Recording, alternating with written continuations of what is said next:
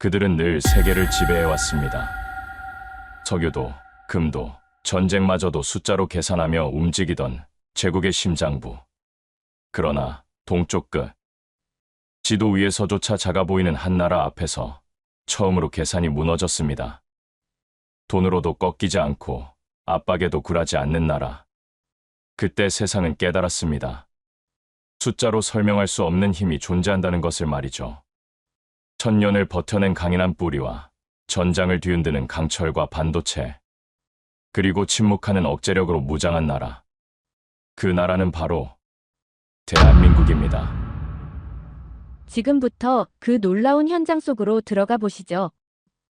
미국에서 날아온 충격적인 이야기. 바로 시작합니다. 그리고 지금 어디에서 시청하고 계신지 댓글로 남겨주세요.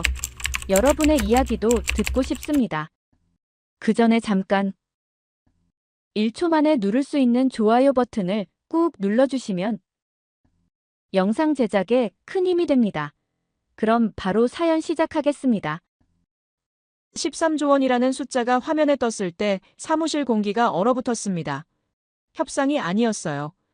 최후 통첩이었죠. 워싱턴 복도는 두 진영으로 갈라졌습니다. 당연하다는 쪽과 미쳤다는 쪽으로 말이죠. 하지만 저는 책상 앞에서 완전히 다른 생각에 빠져 있었어요. 손끝이 차갑게 식어갔습니다. 이 압박이 한국을 굴복시키는 게 아니라 오히려 폭발시킬 거라는 직감이 온몸을 관통했기 때문이에요. 그날 밤 저는 새로운 표를 만들었습니다. 상호 의존이라고 적었죠. 반도체, 배터리, 특수강. 이 세 단어가 제 오랜 신념을 산산조각 내기 시작했습니다. 안녕하세요. 저는 리오 퍼디난드입니다. 워싱턴 펜타곤에서 오랫동안 동아시아 군사력 평가를 담당했고 데이터와 숫자에 집착하는 회의론자로 유명했어요. 해외 주요 외신들이 일제히 보도를 쏟아냈습니다. 방위비 분담금 대폭 인상 요구라는 헤드라인이 화면마다 떠올랐죠. 회의실 문이 열릴 때마다 긴장이 흘러들어왔어요. 동료 하나가 어깨를 으쓱하며 말했습니다. 보호에는 대가가 따르는 법이 아니냐고 하면서 다른 이는 고개를 저으며 이건 너무 과하다고 중얼거렸습니다. 저는 그 두 반응 모두에 동의할 수 없었어요. 제 시선은 화면 속 숫자에 고정되어 있었습니다. 13조 원이라는 금액은 단순한 협상 카드가 아니었죠. 이건 관계의 본질을 뒤흔드는 지진이었습니다. 책상 위에 펼쳐진 과거 보고서들이 눈에 들어왔어요. 20년 넘게 같은 문장을 반복해왔던 제 손길의 흔적이었습니다. 한국은 미군의 보호 아래 있는 의존국이라는 문장을 저는 기계처럼 써왔습니다. 주한미군 28,500명이라는 숫자는 모든 분석의 출발점이었죠. 그 숫자는 불변의 진리처럼 보고서마다 첫 줄을 장식했습니다. 동료들도 같은 전제를 공유했어요. 점심시간 대화에서조차 누구도 의문을 제기하지 않았죠. 창밖으로 보이는 포토맥 강의 물결이 유난히 거칠어 보였습니다. 제 머릿속도 마찬가지였어요. 13조 원이라는 청구서가 한국 정부에 전달되었을 때 그들은 어떤 반응을 보일까 하는 생각이 스쳤습니다. 분노할까요? 아니면 굴복할까요? 하지만 제 직감은 전혀 다른 방향을 가리키고 있었습니다. 압박은 상대를 무릎 꿇리지 않습니다. 오히려 일으켜 세우는 경우가 더 많죠. 역사가 그걸 증명해왔어요. 과도한 요구는 협상 테이블을 뒤엎는 계기가 되곤 했습니다. 제 손끝이 차가워졌어요. 이 압박이 한국에게 각성의 방아쇠가 될 거라는 확신이 번개처럼 머리를 관통했습니다. 동료 마크가 제 책상 옆을 지나가며 물었습니다. 자네는 어떻게 생각하나고 말이죠. 저는 고개를 들지 않고 대답했어요. 이건 실수일 수 있다고 했습니다. 그의 표정이 굳어지는 게 느껴졌죠. 무슨 소리냐는 반문이 돌아왔습니다. 한국이 우릴 필요로 하는 거지 우리가 한국을 필요로 하는 게 아니라고 했어요. 저는 천천히 고개를 들었습니다. 정말 그럴까요? 라고 되물었죠. 마크의 눈빛이 흔들렸어요. 그는 더 이상 말하지 않고 자리로 돌아갔습니다. 그날 밤 사무실에 혼자 남았습니다. 형광등 불빛 아래서 저는 새로운 분석표를 펼쳤어요. 기존의 틀을 버리기로 결심했습니다.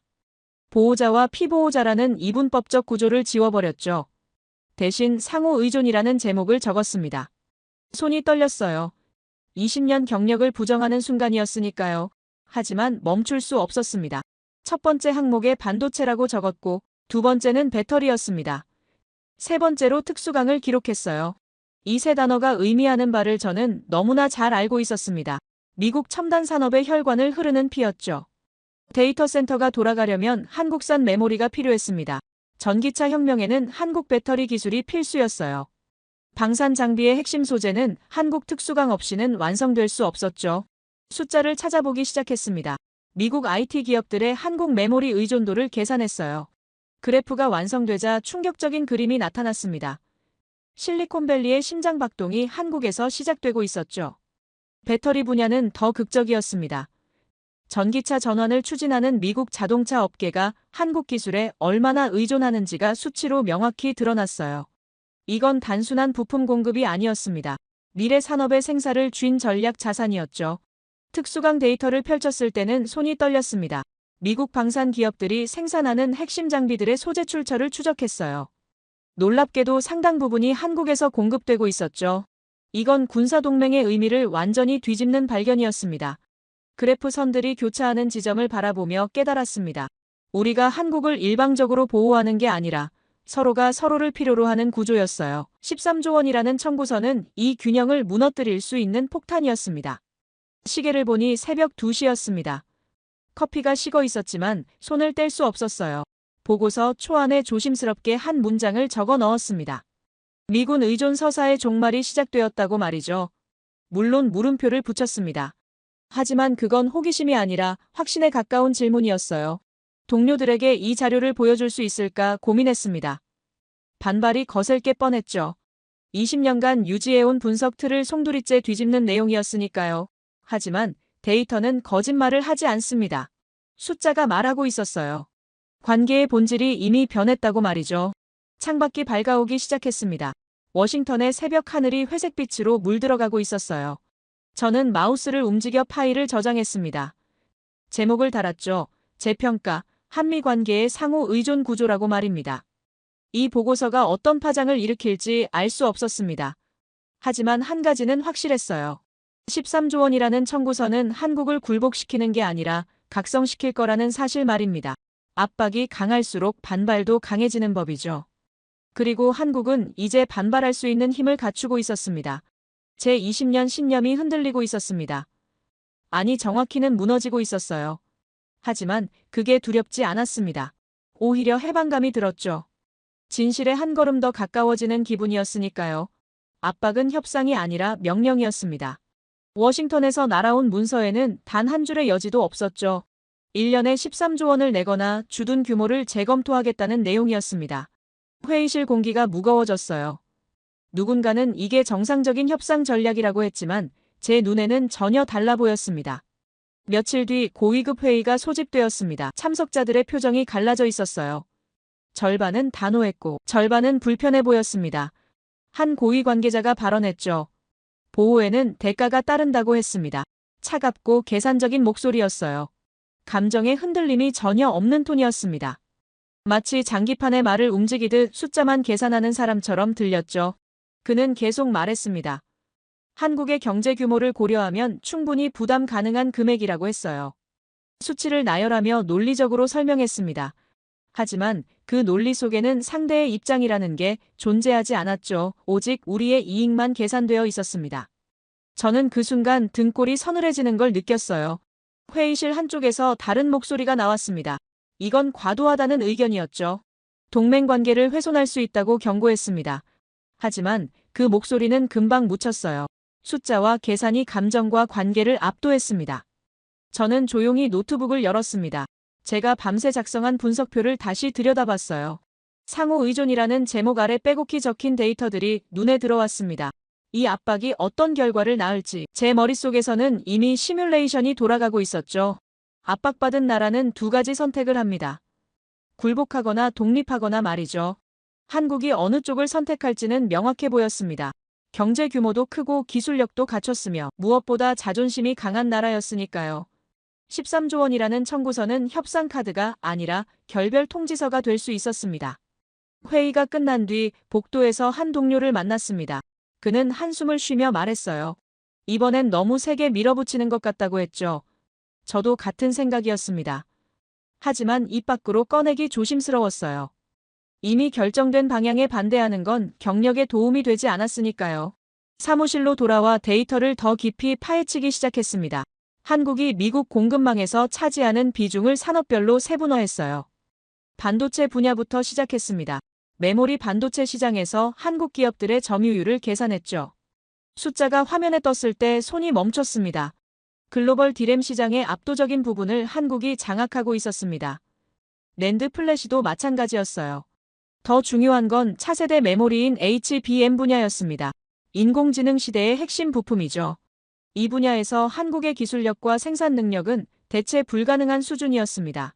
미국 빅테크 기업들의 데이터 센터를 살펴봤습니다. 서버 한 대당 들어가는 메모리 용량을 계산했어요. 연간 증가율을 추정했습니다. 그래프가 가파르게 상승하고 있었죠. 이 모든 수요를 충족시킬 수 있는 공급처는 한정되어 있었습니다. 한국 없이는 실리콘밸리의 심장이 멈춘다는 게 과장이 아니었어요. 배터리 산업으로 넘어갔습니다. 전기차 시장의 폭발적 성장세를 분석했어요. 미국 자동차 제조사들의 전기차 전환 계획을 정리했습니다. 여기서도 한국 의존도가 극명하게 드러났죠. 배터리 셀 기술과 생산 능력에서 한국 기업들이 최상위권을 차지하고 있었습니다. 한 미국 자동차 회사의 사례를 자세히 들여다봤습니다. 전기차 생산 계획의 핵심에 한국산 배터리가 자리 잡고 있었어요. 공급 계약서를 검토하니 단순한 부품 공급이 아니었습니다. 공동 연구 개발부터 생산시설 구축까지 긴밀하게 얽혀 있었죠. 특수강 데이터가 가장 충격적이었습니다. 방산 장비에 들어가는 고강도 특수강의 출처를 추적했어요. 상당 부분이 한국에서 생산되고 있었습니다. 이건 단순한 경제 문제가 아니었죠. 안보와 직결된 사안이었습니다. 한 방산업체의 내부 문서를 입수했습니다. 거기엔 특수강 공급망 다변화 시도가 기록되어 있었어요. 하지만 품질과 납기를 동시에 만족시킬 수 있는 대체 공급처를 찾지 못했다는 내용이었습니다. 한국의 기술력과 생산 능력이 그만큼 앞서 있었던 거죠. 그래프들을 나란히 놓고 바라봤습니다. 반도체, 배터리, 특수강 세 분야 모두에서 한국은 대체 불가능한 위치를 차지하고 있었어요. 이건 단순한 무역 관계가 아니었습니다. 상호 의존을 넘어선 전략적 필수 관계였죠. 13조 원을 요구하는 게 과연 현명한 선택일까 하는 의문이 깊어졌습니다. 한국이 이 압박에 굴복하지 않고 오히려 자주 국방을 강화하는 쪽으로 방향을 틀면 어떻게 될까요? 그들이 주둔 비용을 자국 방산 육성에 투자하기 시작하면 어떤 일이 벌어질까요? 시뮬레이션을 돌려봤습니다. 한국이 연간 13조 원 규모의 예산을 방위 산업에 투입한다고 가정했어요. 이미 갖춘 기술 기반과 생산 능력을 고려하면 결과는 명확했습니다. 몇 년 안에 자주 국방 체계를 완성할 수 있는 수준이었죠. 더 깊이 파고들었습니다. 한국의 방산 기술 수준을 재평가했어요. 자주포 시스템을 살펴봤습니다. 세계 시장에서 인정받고 있는 K9 자주포의 성능 지표를 분석했죠. 사거리 정확도, 신뢰성 모든 면에서 최상위권이었습니다. 미사일 방어 체계로 넘어갔습니다. 한국이 독자 개발한 천공 시스템의 재원을 검토했어요. 요격 성공률과 대응 고도를 확인했습니다. 이건 단순한 방어 무기가 아니었죠. 다층 방어 체계의 핵심 구성 요소였습니다. 잠수함 건조 능력도 조사했습니다. 한국이 독자 설계한 3,000톤급 잠수함의 사양을 분석했어요. 수직 발사관을 갖춘 전략 잠수함이었습니다. 이 정도 기술력이면 충분히 독자적인 억제력을 구축할 수 있었죠. 전투기 개발 프로젝트까지 살펴봤습니다. KF-21 보라매의 진행 상황을 체크했어요. 시험 비행이 성공적으로 진행되고 있었습니다. 아직 일부 핵심 부품은 수입에 의존하지만 시스템 통합 능력은 확보한 상태였죠. 모든 데이터를 종합했습니다. 결론은 명확했어요. 한국은 이미 자주 국방의 문턱에 서 있었습니다. 필요한 건 결심뿐이었죠. 13조 원이라는 압박이 바로 그 결심을 만들어낼 수 있었습니다. 보고서를 작성하기 시작했습니다. 제목을 달았어요. 압박의 역설이라고 적었습니다. 첫 문장을 썼죠. 과도한 요구는 협상을 깨뜨리고 독립을 촉진한다고 말입니다. 데이터를 정리하며 한 가지 사실이 더 명확해졌습니다. 한국이 자주 국방 체계를 완성하면 미국이 잃는 게 더 많다는 점이었어요. 전략적 요충지에서의 주둔 권리를 잃을 수도 있었습니다. 반도체와 배터리 공급망에서의 협력도 재검토될 수 있었죠. 창밖을 바라봤습니다. 워싱턴의 하늘이 무겁게 가라앉아 있었어요. 13조 원이라는 청구서가 어떤 결과를 낳을지 이제 분명해 보였습니다. 한국을 무릎 꿇리는 게 아니라 일으켜 세울 거라는 확신이 굳어졌죠. 보고서를 저장하며 생각했습니다. 이 분석을 누가 읽을까요? 귀 기울일 사람이 있을까요? 아니면 이미 결정된 방향을 바꿀 수 없을까요? 불안했지만 멈출 수 없었습니다. 진실은 기록되어야 했으니까요. 거제 조선소로 가는 비행기 안에서 창밖을 내다봤습니다. 태평양 상공을 지나며 구름 사이로 햇빛이 쏟아지고 있었어요. 한국 방문은 이번이 처음이었습니다. 20년 넘게 보고서로만 분석하던 나라를 직접 보게 된다는 긴장감이 가슴을 조였죠. 인천공항에 도착했을 때 예상보다 훨씬 현대적인 시설에 놀랐습니다. 깨끗하고 효율적인 동선이 인상적이었어요. 하지만 진짜 충격은 거제에서 기다리고 있었습니다. 조선소까지 가는 길에 차창밖 풍경을 지켜봤습니다. 산과 바다가 어우러진 지형이 눈에 들어왔어요. 이 작은 반도에서 어떻게 세계적인 조선 기술이 탄생했을까 하는 의문이 들었습니다. 곧 그 답을 보게 될 거였죠. 조선소 입구에 도착했을 때 규모에 압도당했습니다. 거대한 크레인들이 하늘을 찌를 듯 솟아 있었어요. 부두 쪽으로 걸어가는 동안 용접 불꽃이 사방에서 튀고 있었습니다. 작업자들이 일사불란하게 움직이는 모습이 마치 거대한 유기체처럼 보였죠. 그리고 그것이 눈에 들어왔습니다. 부두의 정박한 잠수함 한 척이 아침 햇살을 받아 은빛으로 빛나고 있었어요. KSS-3급이라고 소개받았습니다. 거대한 고래가 숨을 쉬는 것처럼 위압적이었죠. 가까이 다가갈수록 손이 떨렸습니다. 선체의 매끈한 곡선이 예술작품처럼 완벽했어요. 용접선을 자세히 살펴봤습니다. 이음새가 거의 보이지 않을 정도로 정밀했죠. 제가 20년간 기술 후진국이라고 분류하던 나라에서 만든 게 맞나 싶었습니다. 안내를 맡은 해군 장교가 조용히 다가왔습니다. 예의 바르지만 어딘가 냉정한 느낌이었어요. 그는 잠수함 재원을 설명하기 시작했습니다. 배수량 3,000톤급의 수직 발사관을 갖췄다고 했죠. 목소리에는 감정의 기복이 없었습니다. 마치 기계처럼 정확한 정보만 전달하는 느낌이었어요. 선체 재질에 대해 물었습니다. 그는 특수 합금강을 사용한다고 답했죠. 수압을 견디면서도 음파 반사를 최소화하는 설계라고 덧붙였습니다. 저소음 추진 시스템도 독자 개발했다고 했어요. 말투는 담담했지만 그 안에 담긴 자부심이 느껴졌습니다. 함 내부로 안내받았습니다. 좁은 통로를 지나며 각종 장비들을 목격했어요. 최신 음향 탐지 시스템이 설치되어 있었습니다. 전투 체계 통합 콘솔도 눈에 들어왔죠. 이 모든 게 한국 기술로 만들어졌다는 사실이 믿기지 않았습니다. 장교가 수직 발사관 앞에서 멈춰 섰습니다. 여기서 잠수함 발사탄도 미사일을 운용한다고 설명했어요. 차갑고 절제된 목소리였습니다. 감정을 드러내지 않는 태도가 오히려 더 무서웠죠. 이 무기가 가진 의미를 정확히 이해하고 있다는 느낌이었습니다. 갑판으로 나와 바다를 바라봤습니다. 푸른 수평선이 끝없이 펼쳐져 있었어요. 장교가 옆에 섰습니다. 그는 조용히 말했죠. 여기서는 말보다 표준이 중요하다고 했습니다. 그 한마디가 뇌리에 박혔어요. 표준이라는 단어의 무게를 이해했습니다. 이건 단순한 품질 관리 이야기가 아니었어요. 자존심이었습니다. 세계 시장에서 인정받을 수 있는 수준을 스스로 증명하겠다는 의지였죠. 말로 자랑하지 않고 결과물로 보여주겠다는 태도였습니다. 조선소 전시관으로 이동했습니다. 역대 건조한 함정들의 모형이 전시되어 있었어요. 초기 모델부터 최신형까지 발전 과정이 한눈에 들어왔습니다. 기술 진화의 속도가 놀라웠죠. 한쪽 벽면에 설계도가 걸려 있었습니다. 잠수함의 단면도를 자세히 살펴봤어요. 선체 구조와 구획 배치가 정교했습니다. 안전성과 전투 효율성을 동시에 고려한 설계였죠. 이 정도 수준이면 세계 어느 조선소와 비교해도 뒤지지 않을 거였습니다. 영상실에서 시험항의 영상을 봤습니다. 잠수함이 물속으로 잠기는 장면이었어요.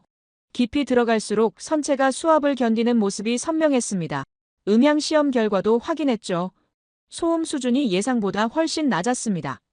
다음 일정은 방어체계 시험장이었습니다. 대전에 위치한 국방연구소로 이동했어요. 지하 시설로 안내받았습니다. 거대한 콘솔 화면들이 벽면을 가득 채우고 있었죠. 천공 시스템 시뮬레이션이 시작됐습니다. 화면에 적 미사일 궤적이 나타났어요. 요격 미사일이 발사되는 순간 숨이 멎었습니다. 추적과 요격까지의 과정이 놀라울 정도로 빠르고 정확했죠. 연구원이 설명했습니다. 다층 방어 시스템이라고 했어요. 고도별로 여러 단계의 방어막이 구축되어 있다고 덧붙였습니다. 상층에서 놓치면 중층에서 재요격하고 그래도 실패하면 하층에서 마지막 방어한다는 구조였죠. 시뮬레이션 화면을 지켜보며 전율이 일었습니다. 이건 단순한 방어 무기가 아니었어요. 전략적 억제력이었습니다. 공격자에게 성공 확률이 극도로 낮다는 메시지를 보내는 시스템이었죠. 레이더 시스템도 살펴봤습니다. 능동 전자 주사 배열 레이더라고 소개받았어요. 다수 목표를 동시 추적할 수 있다고 했습니다. 화면에 여러 개의 점이 동시에 포착되고 있었죠. 각각의 궤적이 실시간으로 계산되고 있었습니다. 제어실 분위기가 인상적이었습니다. 연구원들이 조용히 일하고 있었어요. 불필요한 대화는 없었습니다. 모니터만 응시하며 데이터를 분석하는 모습이었죠. 그 침묵 속에서 오히려 더 큰 집중력이 느껴졌습니다. 한 연구원이 과거 시험 영상을 보여줬습니다. 실제 요격 시험 장면이었어요. 표적 미사일이 발사되고 요격 미사일이 추적하는 과정이 담겨 있었습니다. 충돌 순간 화면이 밝게 빛났죠. 성공이었습니다. 연구원의 표정을 살폈습니다. 자부심이 역력했지만 겸손했어요. 아직 완벽하지 않다고 말했습니다. 계속 개선 중이라고 덧붙였죠. 이 태도가 인상 깊었습니다. 성공에 도취되지 않고 더 나은 결과를 추구하는 자세였어요. 시험장을 나오며 노트에 메모했습니다. 지도박 주권이라고 적었어요. 한국은 지도상으로는 작은 반도지만 바다 아래와 하늘 위에서는 훨씬 더 넓은 영역을 장악하고 있었습니다. 잠수함과 미사일 방어 시스템이 그 증거였죠. 호텔로 돌아오는 차 안에서 생각에 잠겼습니다. 오늘 본 것들이 제 20년 분석을 완전히 뒤집고 있었어요. 한국은 더 이상 보호받는 나라가 아니었습니다. 스스로를 지킬 능력을 갖춘 나라였죠. 창밖으로 서울 야경이 펼쳐지기 시작했습니다. 불빛들이 별처럼 반짝이고 있었어요. 이 나라가 가진 저력을 이제야 이해하기 시작했습니다. 표면적인 수치로는 볼 수 없었던 것들이 현장에서는 명확하게 보였죠. 노트북을 열어 오늘 관찰 내용을 정리했습니다. 기술 수준 자주 개발 능력 품질 관리 시스템, 모든 항목에서 예상을 뛰어넘었어요. 이 데이터를 워싱턴에 어떻게 보고해야 할지 고민이 깊어졌습니다. 13조 원이라는 압박이 떠올랐습니다. 이 능력을 가진 나라에게 그런 요구를 하는 게 과연 현명한 선택일까요? 오히려 독립을 촉진하는 계기가 되지 않을까요? 불안감이 커졌습니다. 침대에 누워서도 잠이 오지 않았습니다. 오늘 본 잠수함의 매끈한 선체가 눈에 선했어요. 시뮬레이션 화면의 요격 궤적이 머릿속을 맴돌았습니다. 표준이 중요하다던 장교의 차가운 목소리가 귓가에 맴돌았죠. 제 분석이 틀렸다는 확신이 굳어졌습니다. 20년간 써온 보고서들이 현실을 제대로 반영하지 못했어요. 한국은 이미 자주 국방의 문턱을 넘어섰습니다. 이제 필요한 건 정치적 결단뿐이었죠. 비밀 전략 회의실로 안내받았을 때 공기부터 달랐습니다. 지하 3층 깊이에 위치한 공간이었어요. 두꺼운 철문을 지나자 외부 소음이 완전히 차단됐습니다.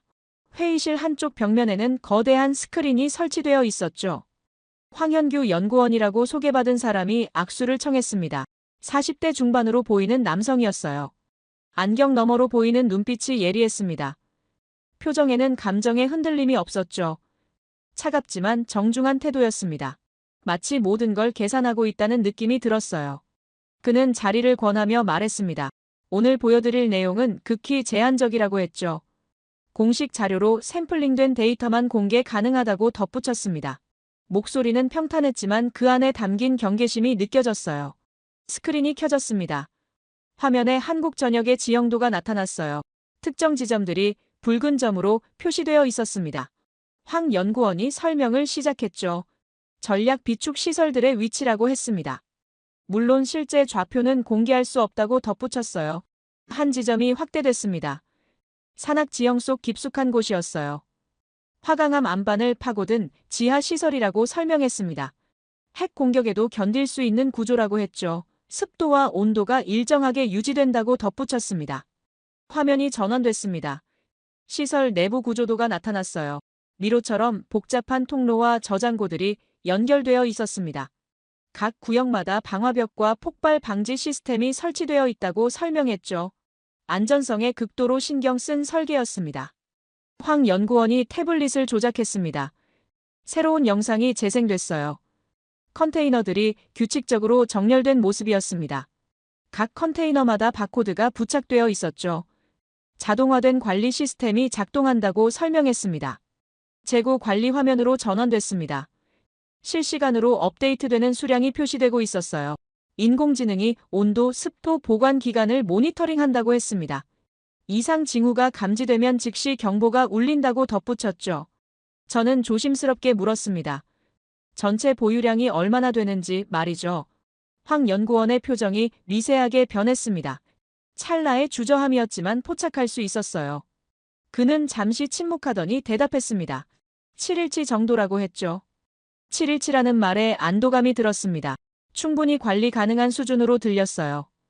하지만 황 연구원의 다음 말이 제 생각을 완전히 바꿔놓았습니다. 그는 스크린을 가리키며 설명했죠. 7일치의 의미를 말입니다. 시뮬레이션이 시작됐습니다. 화면에 자주포 배치도가 나타났어요.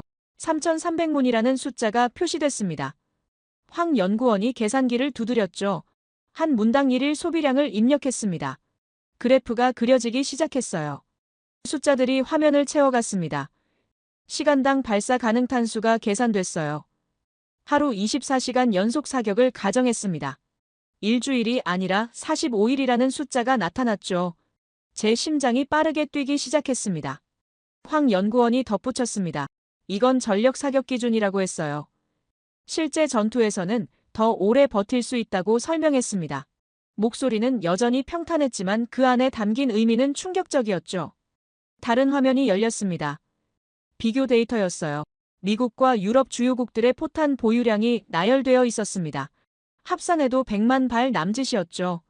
그 옆에 한국의 수치가 표시됐습니다. 340만 발이라는 숫자였어요. 손이 떨렸습니다.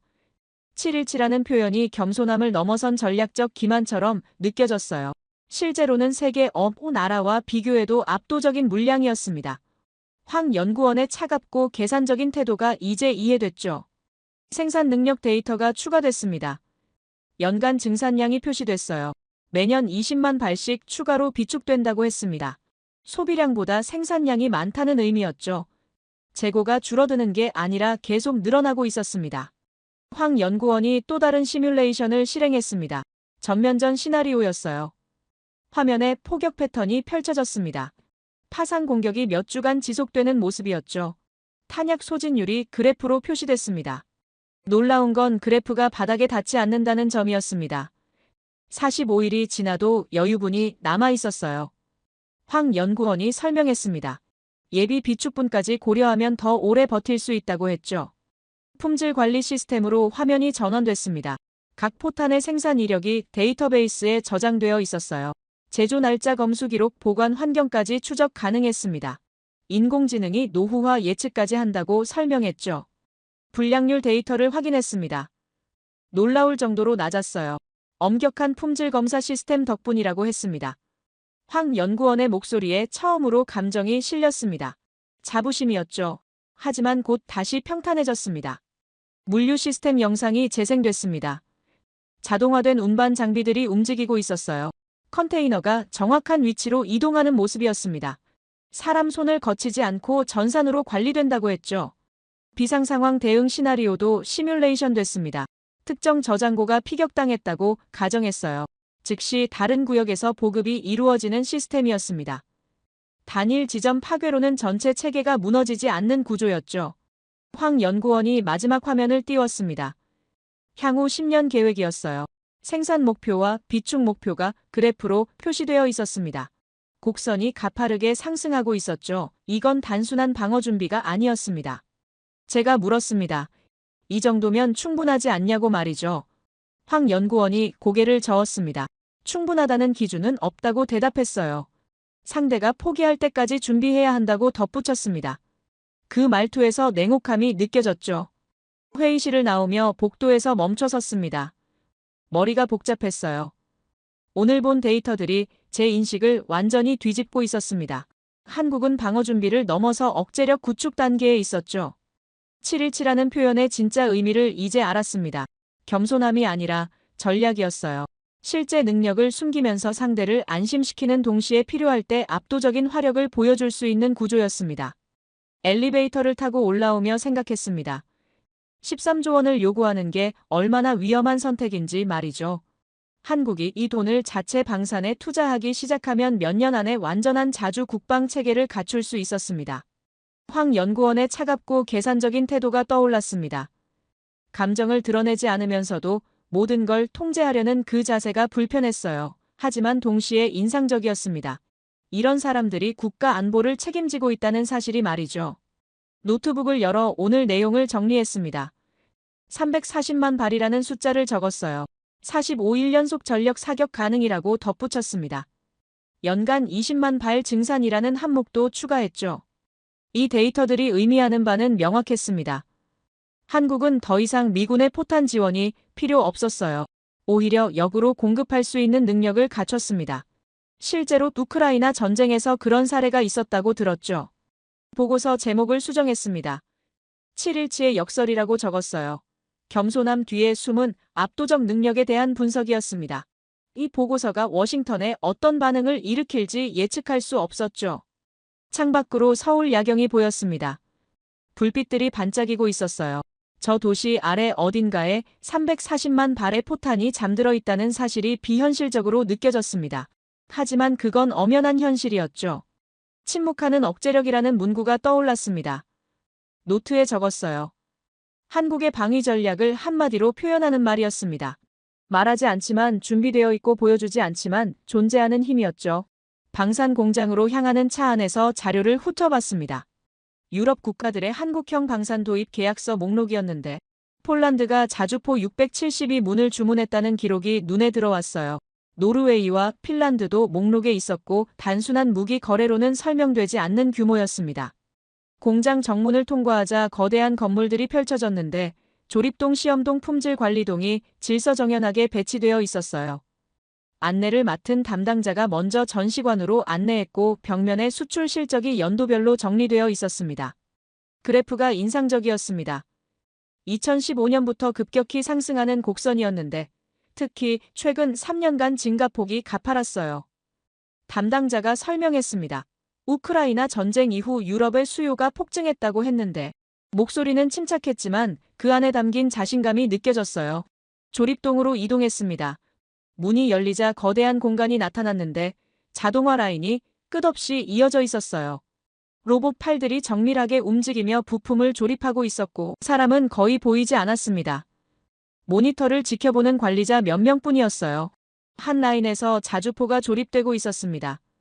거대한 포신이 천천히 장착되는 모습이 장관이었는데 용접 로봇이 불꽃을 튀기며 이음새를 마무리했어요. 품질 검사 장비가 밀리미터 단위로 전밀도를 측정하고 있었습니다. 담당자가 태블릿으로 생산 현황을 보여줬습니다. 실시간 데이터였는데 각 라인의 진행률이 %로 표시되고 있었어요. 납기일까지 남은 시간도 카운트다운되고 있었고 이 정도 시스템이면 지연이 발생할 여지가 거의 없어 보였습니다.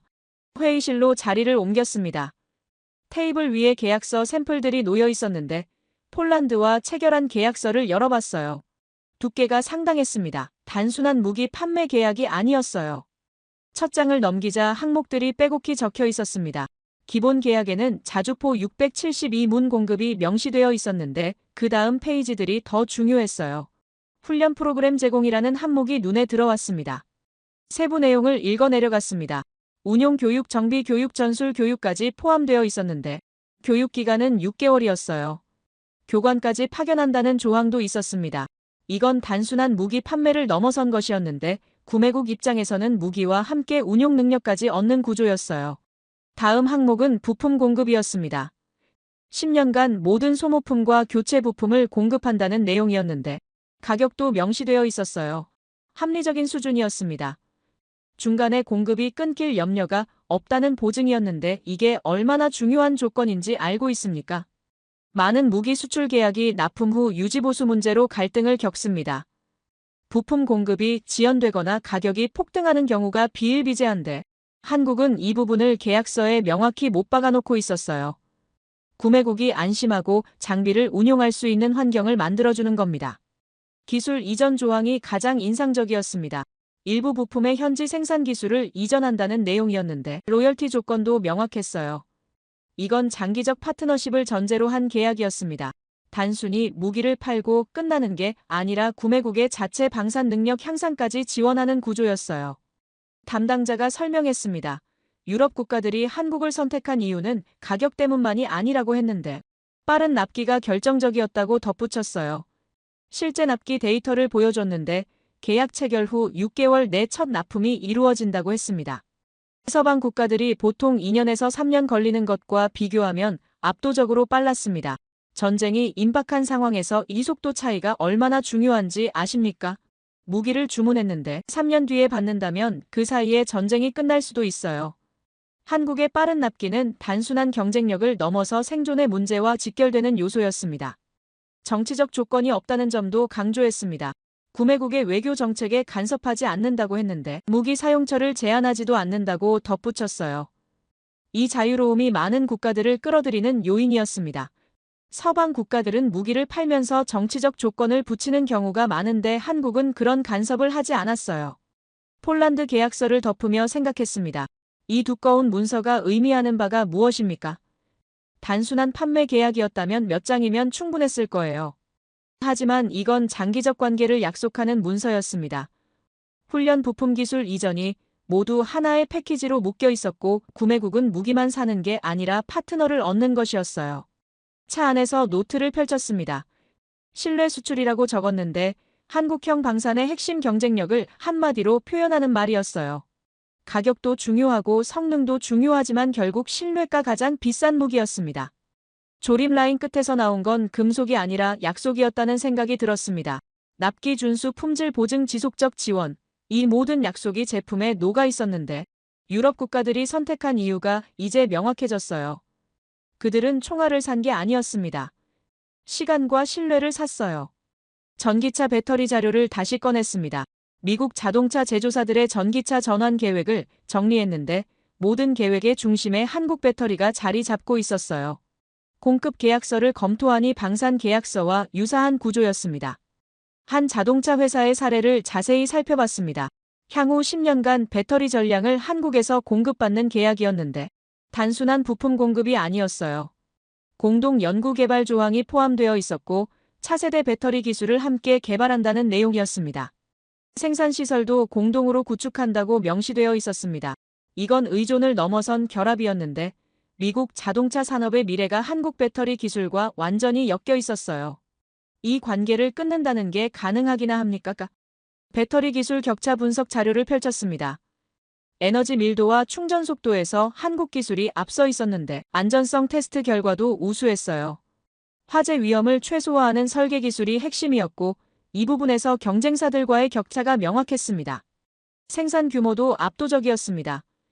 연간 생산 능력이 경쟁사 합계보다 많았는데 전기차 시장 전망 자료를 확인하니 향후 10년간 전기차 판매가 5배 이상 증가한다는 예측이었어요. 이 수요를 감당할 수 있는 배터리 공급처가 제한적이었습니다. 한국이 없으면 전기차 혁명 자체가 지연될 수밖에 없는 구조였습니다. 미국이 추진하는 친환경 정책의 성패가 한국 배터리 산업에 달려 있었는데 이걸 이해하고도 13조 원을 일방적으로 요구할 수 있습니까? 노트에 추가로 적었습니다. 방산은 신뢰를 팔고 배터리는 미래를 판다고 썼는데 두 산업 모두 단순한 제품 판매를 넘어선 전략적 파트너십을 구축하고 있었어요. 한국의 접근 방식이 일관되게 유지되고 있었습니다. 워싱턴으로 돌아가면 이 내용을 어떻게 보고해야 할지 고민이 깊어졌습니다. 한국형 방산과 배터리 산업의 성공은 단순한 산업 성과가 아니었는데 외교 전략이자 안보 전략이었어요. 경제력을 전략 자산으로 전환하는 능력을 보여주고 있었습니다. 호텔로 돌아와 보고서를 작성하기 시작했습니다. 제목을 달았는데 신뢰를 파는 나라라고 적었어요. 첫 문장을 썼습니다. 한국은 무기와 배터리가 아니라 파트너십을 수출하고 있다고 말이죠. 사무실로 돌아온 첫날 책상이 자료로 뒤덮여 있었습니다. 동료가 전해준 산업 분석 보고서들이었어요. 반도체 산업 동향이라는 제목이 눈에 들어왔습니다. 무심코 첫 장을 넘겼는데 그 순간부터 제 손이 멈추지 않았습니다. HBM이라는 단어가 반복해서 등장했습니다. 고대 역폭 메모리라는 설명이 붙어 있었어요. 인공지능 시대의 핵심 부품이라고 적혀 있었죠. 다음 페이지를 넘기자 시장 점유율 그래프가 나타났는데 숫자가 충격적이었습니다. 글로벌 HBM 시장에서 한국 기업들이 차지하는 비중이 90%를 넘었어요. 경쟁사들은 한참 뒤처져 있었습니다. 디램과 낸드 플래시 시장도 비슷한 상황이었습니다. 70% 이상의 점유율을 기록하고 있었는데 이건 독점에 가까운 수준이었죠. 한국 없이는 메모리 시장 자체가 성립하지 않는 구조였습니다. 미국 빅테크 기업들의 데이터 센터 현황 자료를 펼쳤어요. 서버 사양을 하나씩 확인하면서 메모리 용량이 기하급수적으로 증가하고 있다는 걸 발견했습니다. 공급처를 추적했을 때 놀라운 사실이 드러났습니다. 실리콘밸리 주요 기업들의 데이터 센터에 들어가는 메모리 대부분이 한국산이었어요. 한 테크 기업의 내부 문서를 입수했는데 메모리 공급망 다변화 시도가 기록되어 있었습니다. 하지만 결론은 실패였어요. 대체 공급처를 찾을 수 없다는 내용이었는데 기술 격차가 너무 컸기 때문이었습니다. 생산 공정 데이터를 분석하면서 더 깊은 이해가 생겼습니다. 한국 기업들의 수율이 압도적이었는데 불량률이 경쟁사 대비 절반 이하였어요. 이 차이가 가격 경쟁력과 직결되면서 같은 품질을 더 저렴하게 공급할 수 있는 구조를 만들어냈습니다. 차세대 HBM 개발 현황도 확인했는데 여기서도 한국이 선두를 달리고 있었어요. 경쟁사들이 따라잡으려면 최소 2년은 걸릴 거라는 분석이었습니다. 클린룸 영상을 찾아봤습니다. 한국 반도체 공장의 내부 모습이었는데 방진복을 입은 연구원들이 조심스럽게 움직이고 있었어요. 먼지 한 톨 없는 환경에서 웨이퍼가 제조되는 과정이 담겨 있었습니다. 수백 개의 공정을 거치는 모습이었는데 각 단계마다 정밀한 검사가 이루어졌습니다. 패키징 공정에서는 HBM 칩들이 층층이 쌓이는 과정을 볼 수 있었어요.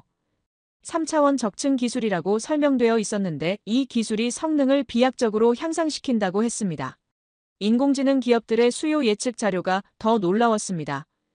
향후 5년간 메모리 수요가 3배 이상 증가한다는 내용이었는데 공급이 수요를 따라가지 못할 수 있다는 경고도 함께 있었어요. 이 격차를 메울 수 있는 곳은 한국뿐이었습니다. 생산 능력 확장 계획을 확인했는데 대규모 투자가 진행 중이었고 신규 공장 건설도 예정되어 있었습니다. 실리콘밸리의 심장이 한국에서 뛰고 있다는 표현이 과장이 아니었어요. 데이터 센터 하나가 멈추면 수백억 달러의 손실이 발생하는 구조였습니다. 전기차 배터리 자료로 넘어갔습니다. 미국 자동차 제조사들의 전기차 전환 계획을 정리했는데 모든 계획의 중심에 한국 배터리가 자리 잡고 있었어요. 공급 계약서를 검토하니 장기 계약들이었습니다. 한 자동차 회사의 사례가 특히 인상적이었는데 향후 10년간 배터리 전량을 한국에서 공급받는 계약이었습니다. 계약서 세부 내용을 살펴봤습니다. 단순한 부품 공급이 아니었어요. 공동 연구 개발 조항이 포함되어 있었는데 차세대 배터리 기술을 함께 개발한다는 내용이었습니다. 생산 시설도 공동으로 구축한다고 명시되어 있었어요. 이건 의존을 넘어선 결합이었습니다.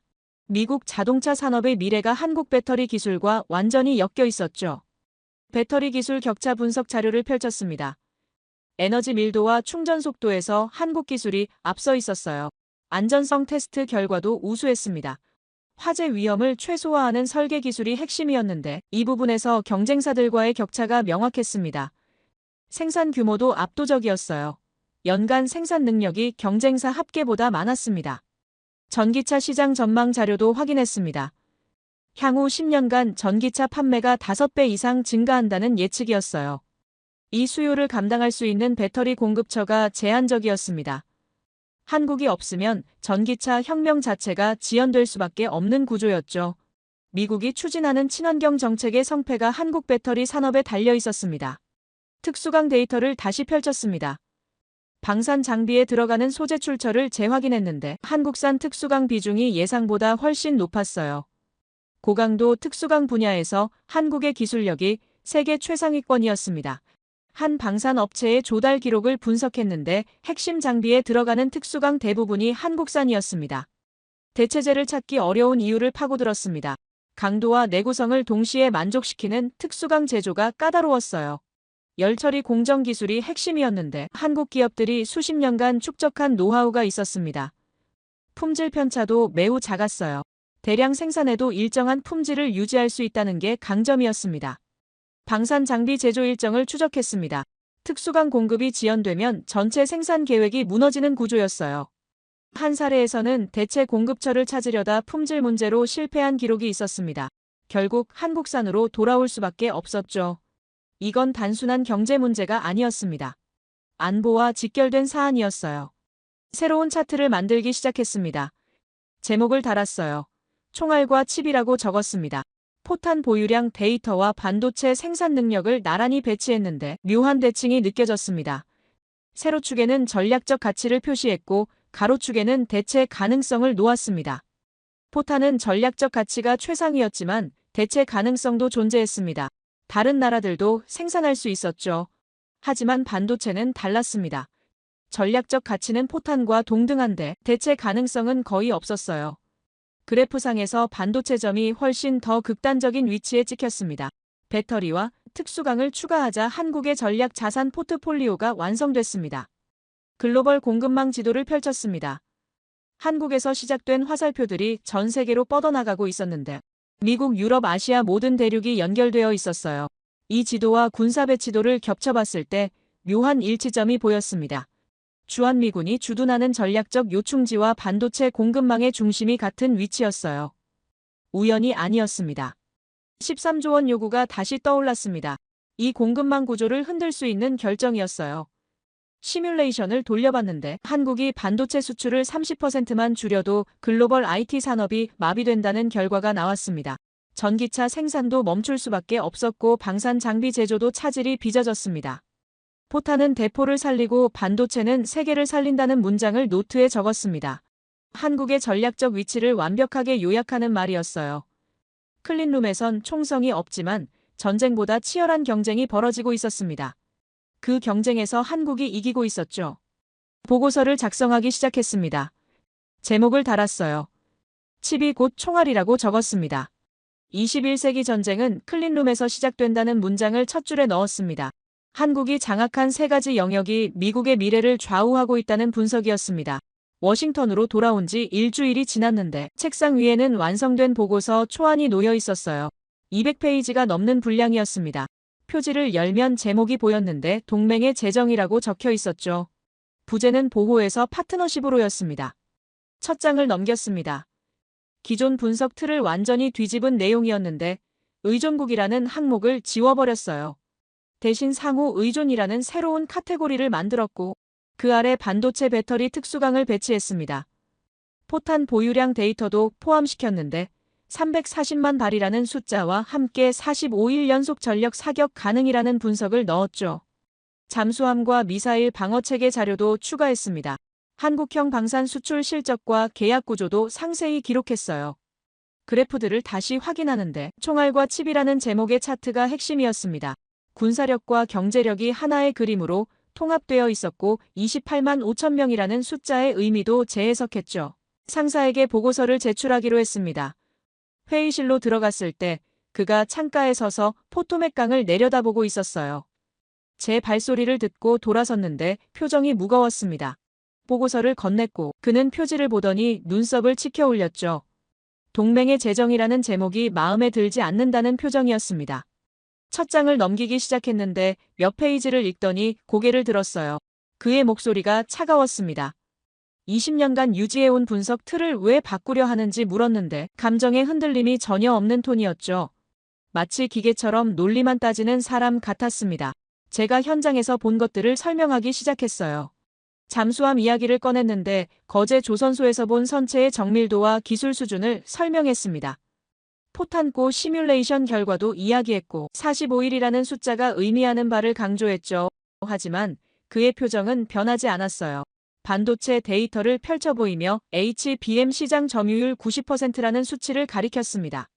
미국 IT 기업들의 의존도를 설명했는데 대체 불가능하다는 점을 강조했죠. 그제야 그의 눈빛이 미세하게 흔들렸습니다. 하지만 곧 차가운 목소리가 돌아왔어요.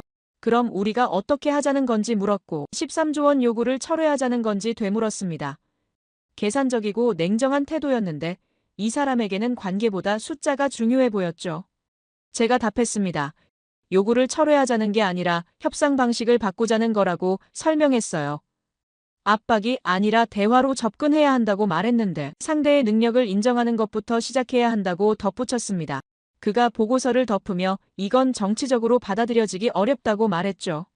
최고 위급 기관에서 이미 방향을 정했다고 했는데 이제 와서 틀을 바꾸면 혼란만 가중된다는 논리였습니다.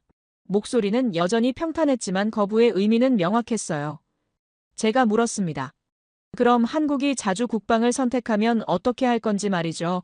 340만 발의 포탄과 90%의 반도체 시장을 가진 나라가 독립을 결정하면 우리가 잃는 게 더 많지 않습니까?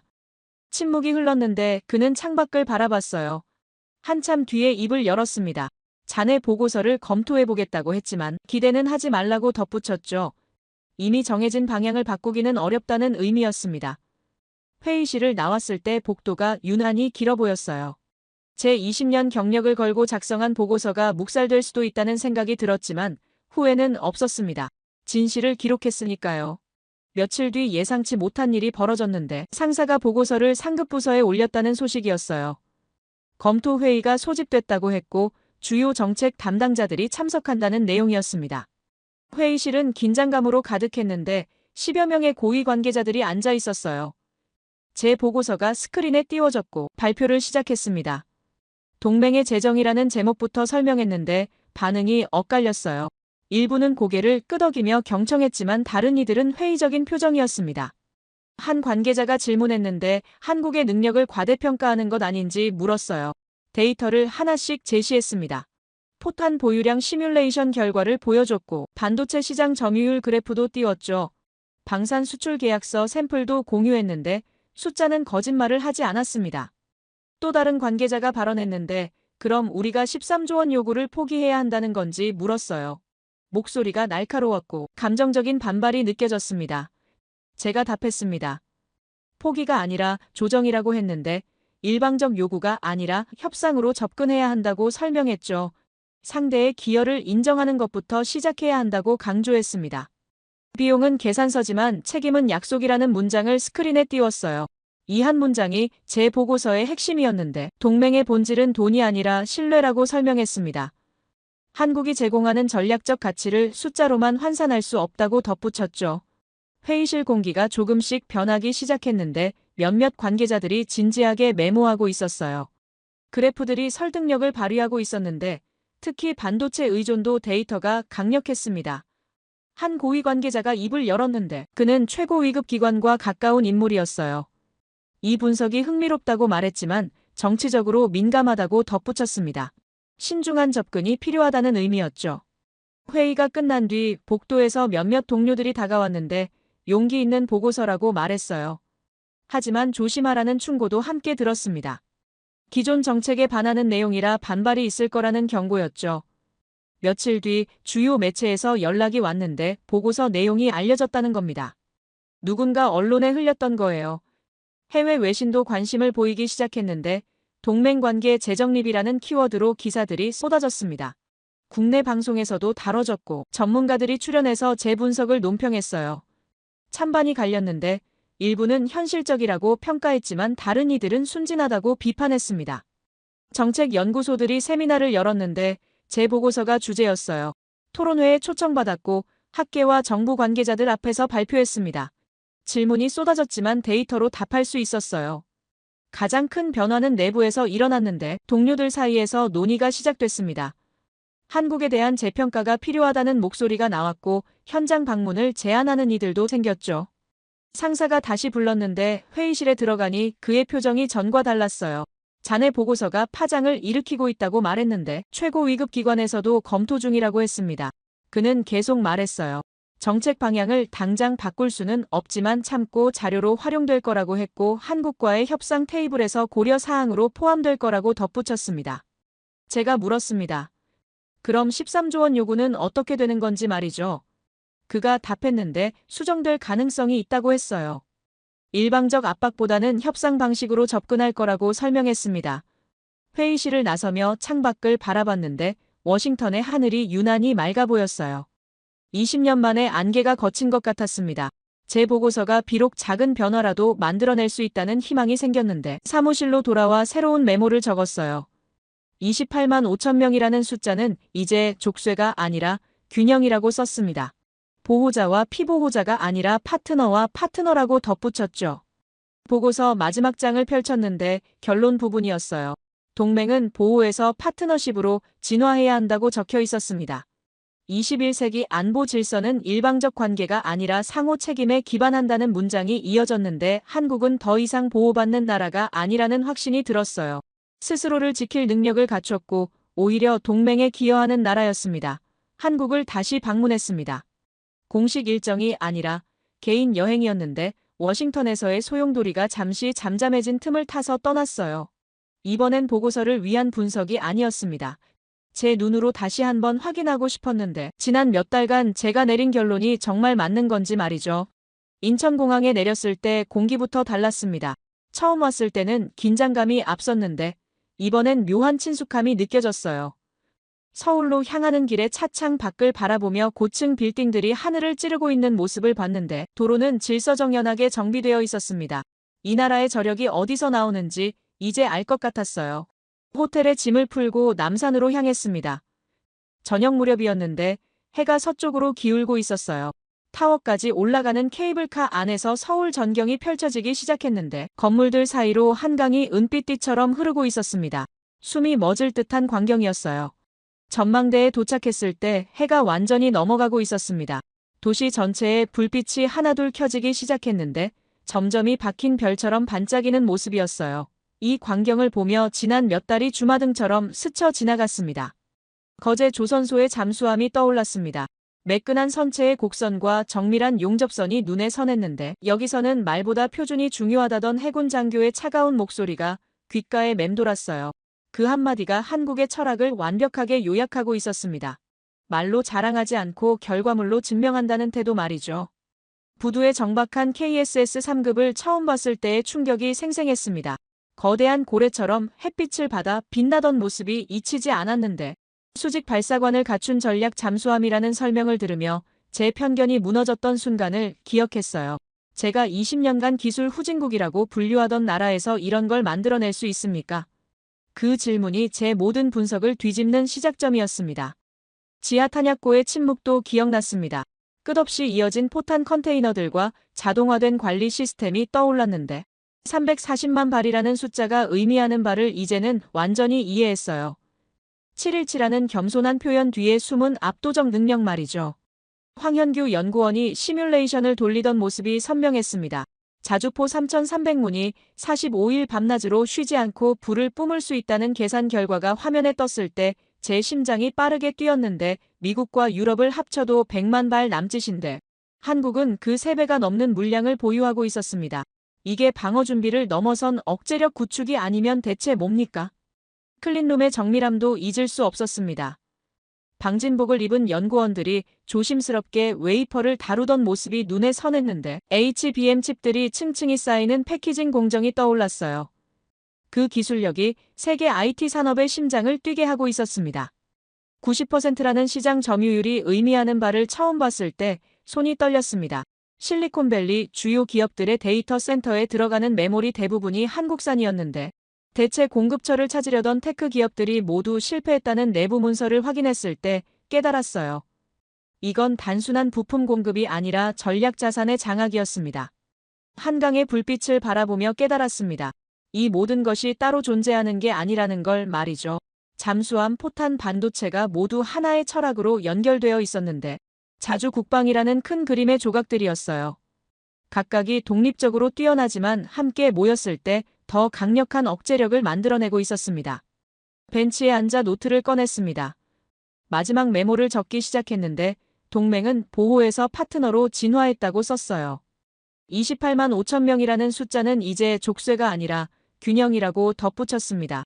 한국은 더 이상 미군의 보호 아래 있는 나라가 아니었는데 스스로를 지킬 능력을 갖췄고 오히려 동맹에 기여하는 파트너였어요. 13조 원이라는 청구서가 떠올랐습니다. 그 압박이 한국을 굴복시키는 게 아니라 각성시킬 거라던 제 예측이 맞아가고 있었는데 워싱턴에서 들려오는 소식에 따르면 협상 방식이 조정되고 있다고 했어요. 일방적 요구가 아니라 대화로 접근하려는 움직임이 보인다고 했습니다. 제 보고서가 작은 변화라도 만들어냈다는 게 뿌듯했습니다. 20년간 유지해온 분석 틀을 뒤집는 게 쉽지 않았는데 현장에서 본 진실을 기록했기 때문에 가능했어요. 데이터는 거짓말을 하지 않았습니다. 한강의 물결이 달빛을 받아 은빛으로 빛나고 있었습니다. 그 모습이 한국의 미래를 보여주는 것 같았는데 조용하지만 강인하고 겸손하지만 자신감 넘치는 흐름이었어요. 저 강물처럼 한국도 자신의 길을 묵묵히 흘러가고 있었습니다. 20년 전 제가 처음 펜타곤에 출근했을 때를 떠올렸습니다. 그때는 한국을 단순한 의존국으로만 봤는데 얼마나 오만했던 건지 모르겠어요. 책상 위 보고서로만 세상을 판단하려 했던 제 자신이 부끄러웠습니다. 현장을 직접 보지 않았다면 영원히 진실을 모른 채 살았을 겁니까? 주변의 관광객들이 사진을 찍고 있었습니다. 연인들이 손을 잡고 야경을 감상하고 있었는데 가족들이 아이들과 함께 웃으며 걷고 있었어요.